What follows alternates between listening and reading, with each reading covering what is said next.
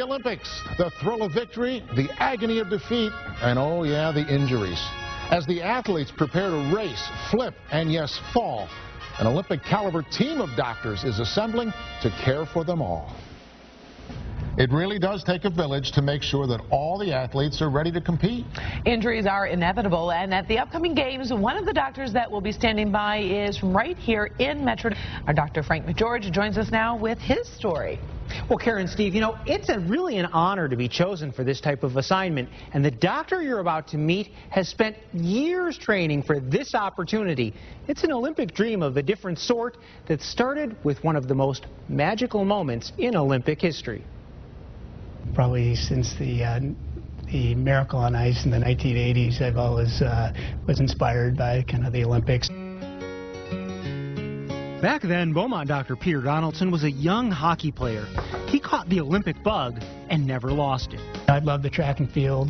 I like a lot of the team sports, soccer, basketball. I'd love to see it all, really. Now he'll do more than just watch the Olympics. Dr. Donaldson will be a part of the medical team assembled to care for the more than 500 U.S. athletes competing in the games. There's a clinic at the that we set up in a dorm in the Olympic Village, and all the medical staff stay in the village. We're on call 24/7, and we run clinic, you know, from early hours in the morning till about 11 at night.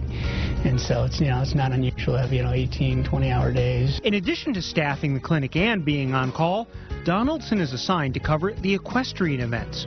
Trained in emergency medicine and sports medicine, he's prepared for the expected hip and shoulder injuries, as well as anything more serious. Especially with the jumping events, like jumping and the cross-country event, there's always kind of the risk of falling from a horse, and just about anything can happen with that, head injuries, fractures, and dislocations and such. But don't expect him to care for the four-legged competitors. I don't do horses. They come with veterinarians with each crew, and they're just as important, if not more important, than me at the games. Donaldson worked with the gold medal-winning USA sled hockey team at the Paralympics in Vancouver and has spent time at the Olympic Training Center in Colorado Springs, earning his spot on the Olympic team. In spite of the pressure, he can't wait. It's just a special life experience, maybe something, you know, I could put on my bucket list and say, hey, you know, I experienced this unique event.